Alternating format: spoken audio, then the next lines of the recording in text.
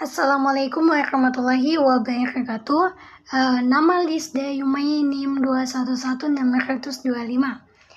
Video ini dibuat untuk memenuhi tugas UTS Sejarah Sains dan Peradaban Islam. Baik, langsung masuk pada pembahasan. Di sini kita masuk pada pembahasan yaitu pengertian objek dan pengertian metode. Menurut KBBI, objek adalah benda, hal, dan sebagainya yang dijadikan sasaran untuk diteliti, diperhatikan, dan sebagainya.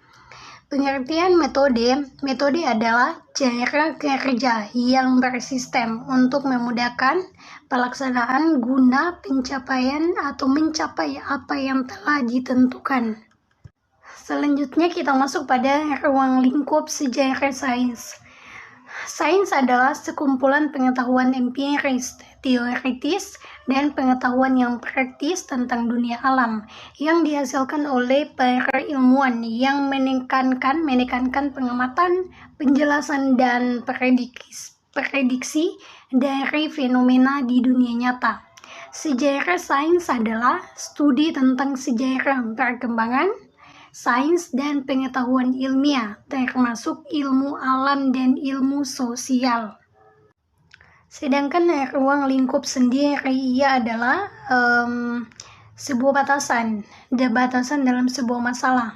Pada umumnya ia memiliki makna batasan ya. Dalam arti luas, batasan ini bisa dalam bentuk materi, variabel yang diteliti, subjek, atau lokasi. Ruang lingkup bisa diartikan secara lebih khusus pada materi atau hal-hal tertentu. Ruang lingkup sejarah dibagi menjadi 4, yaitu sejarah sebagai peristiwa, sejarah sebagai ilmu, sejarah sebagai kisah, dan sejarah sebagai seni. Ruang lingkup sains terbatas pada berbagai hal yang dapat dipahami oleh indera penglihatan, sentuhan, pendengaran, rebaan, dan pengecapan. 5. Yaitu pengertian peradaban Islam. Apa sih yang dimaksud dengan peradaban Islam? Peradaban Islam di Indonesia adalah kajian yang membahas tentang seluk-beluk dan kelanjutan peradaban di Nusantara yang terbentuk dengan kedatangan agama Islam. Selanjutnya kita masuk pada periode perkembangan sains dan peradaban dunia pra-Islam. Perkembangan sains dan peradaban dunia pra-Islam itu dibagi menjadi 2 peradaban, yaitu Romawi.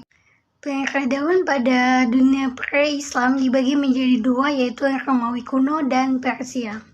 Peradaban Romawi Timur itu didirikan pada tahun 753 sebelum Masehi dengan ibu kota Roma. Abad kerajaan Romawi mengalami puncak kejayaan pada masa Maharaja Justinus I, tahun 527 sampai 565. Peradaban Romawi kuno pada sisi kebudayaan itu dibagi menjadi beberapa masa atau zaman.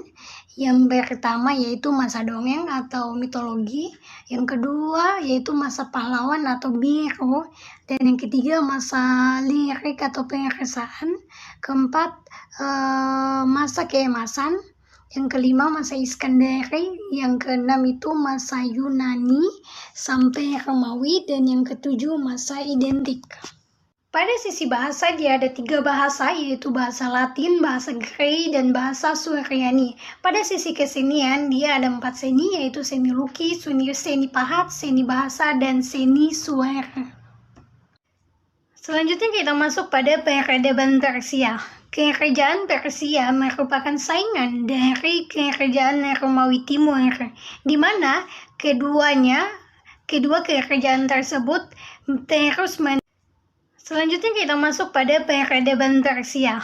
Kerajaan Persia merupakan saingan dari kerajaan Romawi Timur, di mana kedua kerajaan tersebut terus-menerus terjadi peperangan dikarenakan masing-masing ingin merebut daerah kekuasaan dan pengaruh pada waktu Justinus menjadi Maharaja Romawi Timur. Kerajaan Persia berada di bawah kekuasaan Maharaja Cylinder dan dari didata dinasti Sasaid atau Sani yang terkenal sangat adil dermawan.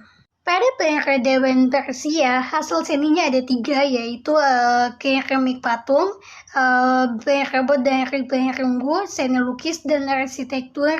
Dan pada sistem politiknya itu ada 2, yaitu pada masa Raja Iskandar Zulkarnain, dan yang ketiga Dekrit Alexander yang Agung. Dan pada sisi agamanya itu ada 3 agama, yaitu Zoroaster, Al-Ma'uyah, dan yang ketiga yaitu agama Nextdoor. Pada sisi bahasanya dia ada satu bahasa, yaitu bahasa Pahlawi. Pada masa peradaban Persia, keadaan masyarakatnya itu dibagi menjadi 2, yaitu bangsa Arab Badawi atau kampung dan bangsa Arab kota. Baik, selanjutnya kita masuk pada pencapaian peradaban Islam pada masa Khulafaur Rasyidin. Yang pertama yaitu pada masa Abu Bakar. Di sini ada 3 pencapaian, yaitu menumpas kelompok pembangkang, dan yang kedua melakukan kodifikasi Al-Quran, dan yang ketiga memperluas wilayah. Yang kedua yaitu pada masa Umar bin Khattab.